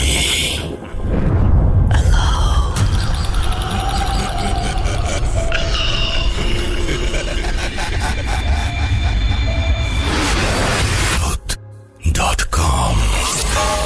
The fear returns with Russell. শুনছিলেন সিফাতের পাঠানো একটি অডিও ক্লিপ। আশা করছি সেই ক্লিপটি আপনাদের ভালো লেগেছে। আমরা এই মুহূর্তে সাবিতের পাঠানো একটি অডিও ক্লিপ শেয়ার করতে চাই এবং সেই সাথে শেষ করতে চাই এই অডিও ক্লিপের মাধ্যমে আমাদের আজকের এই এপিসোডটি। তো চলুন আমরা শেষ অডিও ক্লিপটি শুনে আসি এই মুহূর্তে। আসসালামু আলাইকুম রাসেল ভাই এবং প্রিয় শ্রোতা বন্ধুরা, আশা করি আপনারা সকলে ভালো আছেন এবং সুস্থ আছেন। আমি মোহাম্মদ সাবিত আলম বলছি ময়মনসিংহ বিভাগ থেকে। আমি বর্তমানে আপনাদের সকলের প্রিয় ভূত.com এর একজন মডারেটর হিসেবে কাজ করছি। আমি আজকে আপনাদের সামনে নতুন একটি ঘটনা নিয়ে হাজির হয়েছি, যেই ঘটনাটি আমাকে বলেছেন ফাইজান ভাই নামের একজন ভদ্রলোক। তো ফাইজান ভাই যখন আমাকে ঘটনাটি বলেছেন, উনি আমাকে এটা বলেছেন যে এই ঘটনাটি একটি বিয়ের সময়কালীন ঘটনা। ওনার আম্মুর তরফ থেকে একজন কাজিন, অর্থাৎ ওনার খালাতো ভাইয়ের বিয়ের সময় ছিল এই ঘটনাটা। তো ওনাদের 2 ভাই আসলে কাজিন কম, মানে ভাই বেশি ছিল। ওনারা একজন আরেকজনকে এতটা বেশি হচ্ছে আপন করে ভাবতেন। 2 ভাইয়ের মধ্যে খুব ভালো একটা সম্পর্ক ছিল। তো সম্পর্ক ছিল বলার কারণটা আপনারা অবশ্যই শেষে জানতে পারবেন। সো ঘটনাটি মনোযোগ দিয়ে শুনবেন আশা করি। তো ফাইজান ভাই বলেন যে যখন ওনার কাজিনের বিয়ে ঠিক হয়, ওনাদের ইচ্ছা ছিল যে 2 কাজিনের একসাথেই বিয়ে ঠিক হবে এবং ওনারা একই দিনে বিয়ে করবেন। কিন্তু আসলে এটা হয় না, আল্লাহ তাআলার ইচ্ছা হয়তো অন্যরকম ছিল। তো ওনার খালাতো ভাইয়ের বিয়েটা আগে আগে ঠিক হয়ে যায়। তো ওনার খালাতো ভাইয়ের বিয়ে যখন ঠিক হয়, তখন ওনারা হচ্ছে একটা রিসোর্টের মতো একটা জায়গা, ওনারা হচ্ছে ফুল একটা এনজয়মেন্ট বা হচ্ছে ফুল ভাইবটাকে ধরে রাখার জন্য ভাড়া করে ফেলে। তো রিসোর্টের ঠিকানাটা আমাকে উনি বলতে মানা করায়, আমি আপনাদেরকে ঠিকানাটা বলতে পারছি না, সেজন্য আমি আন্তরিকভাবে দুঃখিত। তো ঘটনায় ফিরে, তো রিসোর্ট ভাড়া করার পরে ভাই হচ্ছে মানে ফাইজান ভাই মোটামুটি প্রায় 1 মাসের ছুটি নিয়ে ফেলেন ওনার কাজিনের বিয়েতে সামিল হওয়ার জন্য। তো যেদিন হচ্ছে ওনারা সেখানে যান তখন দেখেন যে একবারে এলাহি কাণ্ড, আশেপাশে এত সুন্দর লাইটনিং, তারপরে হচ্ছে এত এত বিভিন্ন ধরনের ক্লে প্রোগ্রামস, সুইমিং পুল, গান বাজনা, ক্রিকেট গ্রাউন্ড, তারপর হচ্ছে সন্ধ্যের দিকে ছেলে মেয়ে মানুষের গানের প্রতিযোগিতা, মানে একটা বিয়েতে যতটুকু এনজয় করা যায় আর কি। এরপরে কাজিনদের হ্যাং আউট, মানে অনেক কিছুই, অনেক এলাহি ব্যাপার। তো মোটামুটি প্রথম দিন যখন হচ্ছে সমস্ত প্রোগ্রাম শেষ করে ফাইজান ভাই রাতে শুতে আসেন, তখন ওনার জন্য একটা ইন্ডিভিজুয়াল রুম ব্যবস্থা করা হয়, যেহেতু উনি গেস্ট। তো উনি যখন রাতের বেলা শুয়ে থাকেন, ঘুমিয়ে গেলেন, উনি খুবই টায়ার্ড ছিলেন সারাদিন প্রোগ্রামের পরে। তো উনি যখন ঘুমাচ্ছিলেন তখন উনি একটা স্বপ্ন দেখেন, খুবই অদ্ভুত একটা স্বপ্ন দেখেন। উনি দেখেন যে উনি নিজে বিছানায় ঘুমিয়ে আছেন এবং উনি আবার নিজেই বিছানার সামনে দাঁড়িয়ে আছেন, অর্থাৎ উনি নিজেকে ঘুমন্ত অবস্থায় দেখছেন। এবং এই স্বপ্নে দেখতে পাচ্ছেন যে ওনার আশেপাশে আরো কিছু ব্যক্তিবর্গ রয়েছে যারা একে অপরের সাথে ফিস ফিস করে বলা বলি করছে যে এই ছেলে এখানে কি কারণে ঘুমাচ্ছে, এটা তো আমাদের রুম, ও কেন আমাদের রুমটা নিয়ে নিল, আমরা তো ওকে এই রুমে অ্যালাউ করবো না, আমরা চাই না ও এখানে থাকুক।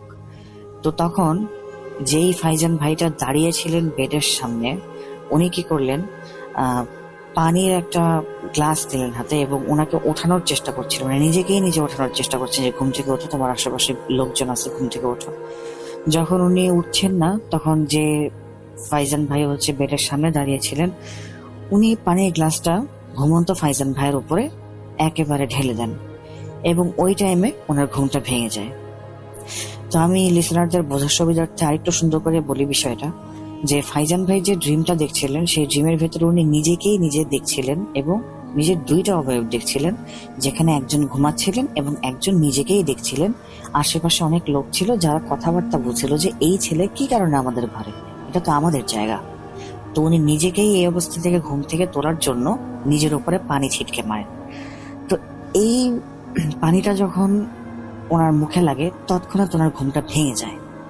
উনি ঘুম থেকে উঠে চিন্তা করেন যে এটা আবার কেমন স্বপ্ন, কেমন কনফিউজিং একটা ড্রিম, এমন ড্রিম আবার আসে নাকি। তো উনি এটাকে জাস্ট একটা ড্রিম ভেবে বিছানা থেকে উঠে জানালার কাছে গিয়ে সিগারেট খাওয়ার চেষ্টা করছিলেন। এই টাইম উনি দেখেন কি যে ওনার গেঞ্জি এবং ওনার গলাস গেঞ্জি এবং আশেপাশের বিছানার চাদর ভেজা, ওনার মুখ পর্যন্ত ভেজা, চুল পর্যন্ত ভেজা।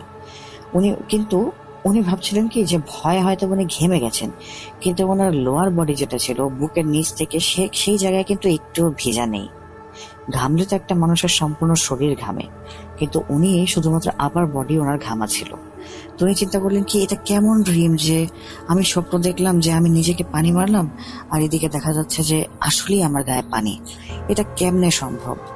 আচ্ছা যাই হোক, সকালে আম্মুর সাথে এই বিষয়ে কথা বলবো নি। তো উনি উঠলেন, হাত মুখ ধুলেন, ধুয়ে হচ্ছে জানালার কাছে যখন যাবেন তার আগে যখন উনি মুখে হচ্ছে টাওয়েল দিয়ে মুছতে ছিলেন, তখন উনি শুনলেন কি যে জানালাটা যেই মানে কাঁচটা আছে সেই কাঁচের মধ্যে কেউ নক করছে। তো উনি যখন পর্দাটা সরালেন তখন সেখানে উনি কাউকেই দেখতে পেলেন না। এরপর এই জিনিসটা নিয়ে বেশ একটা ভাবেন নাই, কারণ হচ্ছে অনেক বড় রিসোর্টের মতো একটা জায়গা, আশেপাশে অনেকগুলো রুম, তো অন্য রুমের থেকে এরকম শব্দ আসতে পারে। তো এই শব্দের কথাটা উনি ভুলে যান এবং হচ্ছে এই ড্রিমটা যেটা দেখলেন উনি, এই ড্রিমের উপরে উনি কনসেন্ট্রেশন রাখতে শুরু করেন, যেটা কি হলো না হলো ভাবতে থাকেন। তো এই ভাবতে ভাবতে উনি মোটামুটি প্রায় 5-6টা সিগারেট খেয়ে ফেলেন এবং যখন এত সিগারেটের ইফেক্টে ওনার ব্রেইন প্রায় কাজ করা বন্ধ করে দেয় তখন উনি শুয়ে পড়েন এবং ঘুমিয়ে পড়েন। তো পরদিন সকালে উঠে উনি হচ্ছে কাজিনের বিয়ের যে একটা প্রোগ্রাম, বিভিন্ন ধরনের কাজ চলছে, সবাই খুব খুশি এবং সবার কথাবার্তা শোনার পরে উনি এই রাতের ঘটনাটা আসলে ভুলে যান। তো রাতের ঘটনা ভুলে যাওয়ার পরে সারাদিন এনজয়মেন্ট হয় এবং এনজয়মেন্টের পরে সন্ধেবেলায় কাজিনরা মিলে ঠিক করে যে ওনারা কোনো একটা জায়গায় ঘুরতে যাবেন, হ্যাং আউট করবেন। তো উনি চিন্তা করলেন কি আচ্ছা ঠিক আছে, হ্যাং আউট তো করা যায়, কিন্তু আমি তো একটু টায়ার্ড হয়ে গেছি আর হচ্ছে আমি ঘেমেও গেছি অনেক, তো আমার একটু শাওয়ার নেওয়া দরকার। তো উনি ওনার বাকি কাজিনদেরকে বললেন কি যে তোমরা 10-15 মিনিট একটু অপেক্ষা করো, আমি একটু শাওয়ার নিয়ে আসতেছি, চিন্তা করো না, আমি তাড়াতাড়ি চলে আসবো। তো উনি রুমে গেলেন, রুমে গিয়ে রুমের দরজাটা লক করে উনি শাওয়ারে চলে গেলেন। তো ওনার একটা বাজে অভ্যাস ছিল, উনি মাঝে মাঝে শাওয়ারে যাওয়ার সময় গামছা, তাওয়াল বা হচ্ছে আপনার কাপড় চোপড় উনি এগুলো নিয়ে যেতেন না, মাঝে মাঝেই ভুলে যেতেন। তো ওনার এই অভ্যাসটার খারাপ অভ্যাসটা শুরুতে সামাল দিত ওনার আম্মু যখন উনি ছোট ছিলেন। এরপরে বড় হওয়ার পরে যখন ওনার ছোট ভাইয়ের সাথে উনি রুম শেয়ার করতেন, তখন ওনার ছোট ভাই এই দায়িত্বগুলো পালন করতে ভুলে গেলেন। যে নাও, ভাইয়া যখন ডাক দিত যে এই আমার জামা কাপড় আর হচ্ছে টয়েল দিয়ে যা, তো তখন ওনার ছোট ভাই এই জিনিসগুলি দিয়ে দিতেন। তো সেদিনও হচ্ছে উনি আর টাওয়াইল, তারপরে হচ্ছে কাপড় চোপড় কোনো কিছুই নিয়ে যান নাই ওয়াশরুমে। তো মোটামুটি 10-12 মিনিট সুন্দর করে গোসল করার পরে ওনার মনে হচ্ছিল যেন উনি নিজের ওয়াশরুমেই গোসল করছেন। উনি যে হচ্ছে রিসোর্টে বা হচ্ছে অন্য কোনো জায়গায় নিজের বাসা যে নাইট রানার, এটা ওনার মাথায় ছিলই না। উনি গোসল করার পরে অ্যাজ ইউজুয়াল দেখলেন যে উনি টাওয়েল বা হচ্ছে কোনো কাপড় চোপড় আনেন নাই। এটা দেখে উনি কি করলেন, ওয়াশরুমের দরজাটা খুলে হাতটা বাড়িয়ে ওনার ভাইয়ের নামটা ধরে ডেকে বললেন কি আমার টাওয়েল আর হচ্ছে কাপড় চোপড় দিয়ে যা। তো প্রথমে কেউ দেয় না, 2-3 বার ওনার ভাইয়ের নাম ডাকার পরে ওনার হাতে টাওয়েল এবং কাপড় চোপড় চলে আসে। তো উনি এরপরে কি করেন, কাপড় চোপড় পরে ড্রেস ঠিকঠাক মতো রেডিমেডি হয়ে উনি যখন বের হন ওয়াশরুম থেকে, তখন উনি ঝাটকাটা খান। উনি, ওনার ব্রেন তখন হঠাৎ করে কাজ করা শুরু করে যে আরে আমি তো বাসাই নাই, আর রুমটা তো আমি লক করে রাখছিলাম, এটা তো আমার নিজের একটা পার্সোনাল রুম। এখন তো আমার রুমে যদি কেউ না থাকে তাহলে আমাকে ড্রেস কে দিল, এটা কিভাবে সম্ভব? উনি দৌড়ে রুম থেকে বেরিয়ে গিয়ে ওনার যে কাজিনের বিয়ে ওনাকে বলতে লাগলেন ঘটনাগুলো। কিন্তু ওনার কাজিন বললো কি আচ্ছা এগুলো কথা পরে শুনবো, এখন চল লং ড্রাইভে যাই। তো ওনারা যখন ড্রাইভে গেলেন তখনও বারবার হচ্ছে ফাইজান ভাই হচ্ছে এই জিনিসগুলো শেয়ার করার চেষ্টা করছিলেন। কিন্তু ওনার কাজিন ওনাকে বারবার বলছিলেন কি দেখ এখন একটা ভালো মুডে আছে, এখন আমার মুডটা খারাপ করিস না, এখন এই সমস্ত কথা বাদ দে, পরে শুনবো এগুলো কথাবার্তা, এগুলো এখন আর শুনতে চাচ্ছি না। এরপরে কি হলো, ওনারা ড্রাইভ শেষ করে যখন রাতের বেলা বাসায় ফিরলেন, তো ফাইজান ভাই তখন নামাজ পড়বেন। উনি আবার নামাজের খুবই মানে পাকা টাইম ছিল ওনার নামাজের, মানে উনি কখনো নামাজ মিস দিতেন না, পরিপূর্ণ একজন নামাজি ব্যক্তি ছিলেন উনি। তো উনি কি করলেন, ফেরার পরে রিসোর্টের একটা জায়গা আছে যে জায়গাটা হচ্ছে নামাজ ঘর, আসলে ছোট, বেশ খুব বেশি বড় না। তো উনি কি করলেন, উজু করে সেই জায়গাতে নামাজ পড়তে দাঁড়ালেন। তো উনি যখন নামাজ পড়তে দাঁড়ালেন উনি খেয়াল করলেন যে ওনার পেছনে মনে হচ্ছে আরো 5 থেকে 6 জন বা এরও বেশি লোক ওনার পেছনে সুন্দর করে কাতার করে দাঁড়িয়ে গেল নামাজের জন্য। এবং এমন না যে হচ্ছে ওনারা নিজে নিজে নামাজ পড়ছেন। আর যখন ফাইজান ভাইরা লং ড্রাইভ থেকে চলে আসেন তখন ওনার বাকি কাজিন যারা ছিল ওরা অলরেডি একে অপরের রুমে চলে গেছিল ঘুমানোর জন্য। তো ফাইজান ভাই সেটা জানেন যে ওদের মধ্যে থেকে তো কেউ আসবে না, তাহলে বাসার বাকি গেস্টদের মধ্যে থেকে কেউ হয়তো আসতে পারে। তো তখন উনি দেখলেন কি যে এই ব্যক্তিগুলো আসলে ইন্ডিভিজুয়াল নামাজ পড়ছে না, সবাই নামাজ পড়ছে কি ইমাম ধরে, অর্থাৎ ফাইজান ভাইকে ইমাম মনে করে ওনারা সবাই নামাজ পড়ছেন। উনি যখন হচ্ছে আল্লাহু আকবার বলে রুকুতে যান তখন ওরাও রুকুতে যায়, উনি যখন আল্লাহু আকবার বলে সিজদাতে যান তখন তারাও সিজদাতে যায়। তো উনি যখন রুকু এবং সিজদা করেন তখন পেছনের দিকে যখন চোখটা যায় উনি দেখতে পাচ্ছিলেন যে কারো পা দেখা যাচ্ছে, কারো হাত দেখা যাচ্ছে, একটু লোয়ার বডি দেখা যাচ্ছে। তো উনি নামাজ শেষ করার পরে যখন সালাম ফেরাবেন, যখন ডান সাইডে তাকে বলেন আসসালামু আলাইকুম ওয়া রাহমাতুল্লাহ, এবং বাম সাইডেও যখন একই কথা বললেন তখন উনি দেখছিলেন যে আশেপাশে কাউকে দেখা যাচ্ছে। কিন্তু সালাম ফিরে যখন উনি মাথাটা সোজা করে আবার সেদিকে দেখলেন কেউ নাই সেই জায়গায়, একেবারে খালি শুনশান নীরব একটা জায়গা। অ্যাকচুয়ালি নোবডি ওয়াজ দেয়ার, কেউই ছিল না। এটা দেখে উনি ভয়ে দোয়া না করেই দৌড়ে চলে যান ওনার আরেক কাজিনের রুমে এবং দরজা নক করতে থাকেন। রাত তখন প্রায় 1টা-1.5টা। তো ওনার কাজিন হচ্ছে মানে হন্তদন্ত হয়ে দরজা খোলেন এবং বলেন যে কিরে ভাই এত রাতের বেলা দরজা ধাক্কাতেছিস কি কারণে, তোর কি মাথা খারাপ নাকি? উনি বললেন কি যে এখন কিছু বলবো না, পরে কথা বলবো, আমি আজকে রাতের বেলা তোর সাথেই ঘুমাবো। তো উনি ওনার কাজিনের সাথেই রাত্রেবেলা ঘুমালেন। তো সকালবেলা ওঠার পরে উনি ওনার কাজিন যখন কথা বলছিলেন তখন ওনার কাজিন ওনাকে জোর করে জিজ্ঞেস করছিল যে এবার তো বল ভাই কি হয়েছিল গতকালকে রাত্রেবেলা। উনি ওনার কাজিনকে সবকিছু খুলে বলেন, কিন্তু ওনার কাজিন বলে কি এটা হচ্ছে তোমার মনের ভুল। তো ওনার কাজিনকে উনি এটাও বলেন যে তাহলে গতকালকে রাতের বেলা যে তাওয়াইল দিছিল এটা, উনি বলেন কি এটাও তোমার মনের ভুল। তখন ফাইজান ভাই বলেন কি যে এটা কেমন মনের ভুল, এটা এটা এটা আবার কিরকম মনের ভুল হয়, আমি তো পাগল না। তো যাই হোক, সেদিনের পরে আসলে ফাইজান ভাইয়ের মাথাটা কিছুটা উল্টাপাল্টা হয়ে যায়। উনি নিজের মতো করেই থাকার চেষ্টা করেন এবং চিন্তা করেন যে আমি বাদে যেহেতু এখানে এই সমস্যাগুলি কেউ দেখছে না, সুতরাং হচ্ছে এটা আমাকে নিজের মতো করেই ডিল করতে হবে। আমি আসলে এখানে কাউকে কোনো কিছু বলে কোনো লাভ করতে পারবো না, সো এটা নিজের মতোই ডিল করতে হবে। তো সেদিন রাতের বেলা উনি হচ্ছে মোটামুটি সন্ধ্যের পরে উনি গেলেন হচ্ছে ছাদে, রিসোর্টের ছাদটা দেখার জন্য। মেইনলি কাজ ছিল আসলে সিগারেট খাওয়াও। তো উনি সিগারেট খাচ্ছিলেন, হঠাৎ করে ওনার চোখে নজরে পড়লো ছাদের একদম কোনায় একটা মেয়ে দাঁড়িয়ে আছে। উনি যখন একটু ভালো মতো খেয়াল করলেন যে মেয়েটাকে, তখন উনি বুঝতে পারলেন যে এটা হচ্ছে ওনার সেই মানে কাজিন, যে কাজিনের বিয়ে তার হচ্ছে কাজিন, মানে কাজিনের কাজিন। তো উনি কি করলেন, ওদিকে গিয়ে হচ্ছে একটু যখন দেখলেন উনি বুঝতে পারলেন যে এটাকে, এবং এই মেয়েটা ছিল আসলে তিনি যাকে উনি হচ্ছে পছন্দ করতেন এবং যাকে বিয়ে করার জন্য উনি কিছুটা আগ্রহী ছিলেন। কিন্তু উনি জানতে চাচ্ছিলেন আসলে যে এই মেয়েটা তাকে পছন্দ করে কিনা, বা হচ্ছে সে বিয়ে করতে রাজি হবে কিনা। বাসায় প্রস্তাব পাঠানোর আগে উনি এই জিনিসগুলো জানতে চাচ্ছিলেন, কারণ উনি এটা কখনোই চাচ্ছিলেন না যে হচ্ছে প্রস্তাব পাঠালেন আর মা বাবার চাপে পড়ে মেয়েটা বিয়ে করে নিল। তো উনি যখন সিগারেটটা ফেলে চিন্তা করলেন যে এটাই হচ্ছে সবচেয়ে ভালো একটা সুযোগ মেয়েটাকে জিজ্ঞেস করে, তখন উনি দেখলেন কি মেয়েটা ওনার দিকে এগিয়ে আসছে, এবং এগিয়ে এসে মেয়েটা হচ্ছে ওনার হাত ধরে বললো কি যে ফাইজান, তুমি তো চাচ্ছ যে তুমি আমার বাসায় বিয়ের প্রস্তাব পাঠাবা, তুমি চাইলে আমার বাসায় বিয়ের প্রস্তাব পাঠাইতে পারো, I am ready to marry you actually. তো এই কারণে তখন ফাইজান ভাই কি করেন, এই কথাটা শুনে নিজের হাতটা সরিয়ে নিলেন এবং বললেন কি যে আচ্ছা ঠিক আছে, তাহলে তো আর কোনো সমস্যাই থাকলো না। এক কাজ করে তাহলে আমার কাজিনের বিয়েটা শেষ হোক, এরপরে তোমার বাসায় বিয়ের প্রস্তাব পাঠাবো। তো মেয়েটাও হচ্ছে রাজি হলো, এবং পরে হচ্ছে ফাইজান ভাই বললেন কি যে চলো আমরা নিচে চলে যাই, কারণ হচ্ছে এরকম অন্ধকারের টাইমে যদি আমাদের দুজনকে এভাবে ছাদে কেউ দেখে তাহলে হচ্ছে উল্টাপাল্টা কথা বলতে পারে। মেয়েটা বললো কি যে আপনি চলে যান নিচে, আমি একটু পরে আসতেছি। তো ফাইজান ভাই যখন মানে নিচে আসতেছিলেন তখন ওনার মনটা খুব ভালো যে উনি যাকে চাচ্ছিলেন, মন থেকে ভালোবেসেছিলেন, তাকে এখন উনি পেয়ে যাবেন, বিয়ের প্রস্তাব পাঠানো হবে।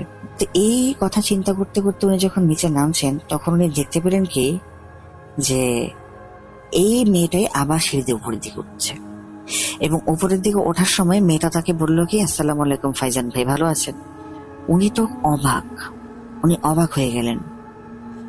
অবাক হয়ে কি করলেন, সেখানে কিছুক্ষণ স্টিল দাঁড়িয়ে থাকলেন। 1-2 মিনিট পর উনি যখন ছাদের দিকে গেলেন তখন দেখলেন কি মেয়েটা হচ্ছে একটা চেয়ারের মধ্যে বসে বান্ধবীর সাথে কথা বলছে। উনি মেয়েটাকে গিয়ে জিজ্ঞেস করলেন যে এই তুমি কি একটু আগে ছাদে গেছিলা, ছাদে কি করতেছিলাম? মেয়েটা বলে কি বলেন ফাইজান ভাই, আমি তো কখনো রিসোর্টের ছাদে যাই নাই, আর এখানে এত একটা ফাংশন চলছে, আমি ছাদেই বা কি কারণে যাব? আপনি হঠাৎ করে এই কথা কেন জিজ্ঞেস করছেন? তখন ফাইজান ভাই বললো কি যে না তেমন কিছু না আসলে, আচ্ছা থাক সমস্যা নেই, জান নেই যেহেতু আমি এটা ভুল দেখছি। তো ফাইজান ভাই মনে মনে চিন্তা করতেছে কি এটা আসলে কি সমস্যা হচ্ছে আমি এটা বুঝতে পারছি না। আচ্ছা, তো এর মাঝখানে উনি কি করতেন, একদিন এক কাজিনের রুমে, একদিন এক বন্ধুর রুমে, এরকম করে করে থাকছিলেন। তো এরপরে আসলে ওনার লাইফে সেই বিয়ে নিয়ে এমন একটা ঘটনা ঘটে যে এই কারণে হচ্ছে এই বিয়েটা উনি আর অ্যাটেন্ডই করতে পারেননি, বা হচ্ছে এই কারণেই বললাম শুরুতে যে ওনার কাজিনের সাথে ওনার খুব ভালো একটা সম্পর্ক ছিল বা ভাই ছিল। মোটামুটি প্রায় 3-4 দিন পরের রাতে ফাইজান ভাইয়ের রাত 8টার দিকে মোটামুটি ভালো ঘুম ধরে যায়। উনি ওনার রুমে ঘুমাতে চলে যান। তো ঘুমানোর সময় উনি শুনতে পেলেন কি মোটামুটি প্রায় তখন 10টার মতো হবে, উনি শুনতে পেলেন ওনার ঘরের বাহিরে কেউ টোকা দিচ্ছে এবং অনেকগুলো মানুষ দাঁড়িয়ে আছে। উনি যখন ঘুম থেকে উঠে দরজাটা খুললেন তখন বাহির থেকে দেখলেন ওনার কাজিন দাঁড়িয়ে আছে। ওনার কাজিন বলছে কি ফাইজান তুই এত বড় খারাপ কাজটা কিভাবে করলি? তখন ফাইজান ভাই বললো কি রে ভাই, ঘুমানো কি খারাপ কাজ নাকি? ফাইজান ভাই বললো কি রসিকতা করিস না, আমি কোনো রসিকতার মুডে নেই, চল। তো আশেপাশে আরো লোকজন দাঁড়ানো ছিল। তো উনি ফাইজান ভাইয়ের হাত ধরে নিয়ে একটা রুমে নিয়ে গেলেন এবং মেয়েটার পাশে বসিয়ে দিলেন, এবং মেয়েটা তখন কাঁদছে, ওই মেয়েটাই যাকে উনি পছন্দ করতেন। তো মেয়েটাকে কাঁদতে দেখে উনি জিজ্ঞেস করলেন যে কি ব্যাপার, তোমার কি হয়েছে, তুমি কাঁদতেছো কি কারণে, আর তোমরা আমাকে এভাবে ডেকে আনলা কি কারণে? তখন ফাইজান ভাইয়ের কাজিন বলে কি তোমার কাছ থেকে এই ধরনের আচরণ আমরা এক্সপেক্ট করিনি ভাই। তো উনি বললেন কি হয়েছে? মেয়েটা তখন কোনো কথা বলছে না। তখন ফাইজান ভাইয়ের কাজিন বলেন কি যে তুই ওর যখন হচ্ছে রুমের মধ্যে একা একা ছিল তখন তুই ওর রুমেও কি দিচ্ছিলি কি কারণে? ফাইজান ভাই তো আকাশ থেকে পড়ে। উনি বলেন কি, আরে ভাই আমি তো 2 ঘন্টা ধরে ঘুমাচ্ছি, আমি কিভাবে এখানে আসবো, তোরাই তো আমাকে ডেকে তুললি। মেয়েটা তখন বললো কি যে ফাইজান ভাই মিথ্যা কথা বললেন না, আমি কিন্তু নিজে আপনাকে দেখছি, আপনি ওকে দিচ্ছেন। এই কথা বলে মেয়েটা কান্না শুরু করলো। উনি চিন্তা করলেন, আচ্ছা মেয়ে যখন নিজে ভেরিফাই করে বলছে তাহলে আসলে এখানে আমার কিছু করার নাই। এই কথা বলে উনি রুমে চলে আসলেন এবং ওনার ব্যাগ ট্যাগ সব কিছু গুছিয়ে বাড়ি চলে আসলেন বিয়েটা অ্যাটেন্ড না করি। আর তো সাথে সাথে ফাইজান ভাই সম্পূর্ণ পরিবারের বাড়িতে চলে আসে। তো ফাইজান ভাই এরপর আমাকে বলেন কি যে এটার কারণ আসলে কি ছিল আমি জানি না। মেয়েটাও নিজের জায়গা থেকে ঠিক ছিল, কারণ আমিও তো আমার নিজের রূপের মানুষ দেখেছি, মেয়েটার রূপ ধরে কেউ এসছে আমি সেটাও দেখেছি। হয়তো বা জিন ঘটিত কোনো সমস্যা। এখানে আসলে যারা আমাকে অ্যাকিউজ করলো তাদেরও কোনো দোষ নাই, বা মেয়েটারও কোনো দোষ নাই, আমারও তো কোনো দোষ নেই, কিন্তু সাফার তো করলাম আমি। এরপর থেকে নাকি ফাইজান ভাইয়ের কাজিনের সাথে তার আর কখনো যোগাযোগ হয় নাই। ফাইজান ভাইয়ের মাও কখনো তার বোনের সাথে আর কথা বলেন নাই, কখনোই আর যোগাযোগ হয় নাই। তো এখন ফাইজান ভাই বিয়ে করেছেন, কিন্তু এখন ওনার মাথায় এই প্রশ্নগুলো থাকে যে সেই দিনগুলোতে আসলে কি হয়েছিল, নিজের চেহারা উনি কাকে দেখেছিলেন এবং কেনই বা ওনার সাথে এরকম করা হলো। যখন এই প্রশ্নগুলো তার মাথায় আসে উনি অনেক উত্তর খোঁজার চেষ্টা করেন, কিন্তু উত্তর কখনোই খুঁজে পান না। তো এই ছিল প্রিয় লিসেনার্স আপনাদের জন্য আমার কালেক্ট করা আজকের ঘটনা। যদি ভালো লাগে তাহলে খুবই ধন্যবাদ, আর ভালো না লাগলে আমি রিয়েলি সরি। আশা করি পরবর্তীতে আপনাদের মনের মতো ঘটনা নিয়ে আসতে পারবো। ততদিন পর্যন্ত আপনারা সকলে ভালো থাকুন, সুস্থ থাকুন এবং ভূত.com এর সাথে থাকুন। আল্লাহ হাফেজ। আবারও সবাইকে পবিত্র ঈদুল আজহার শুভেচ্ছা জানিয়ে আজকের মতো এই মুহূর্তে বিদায় নিচ্ছি।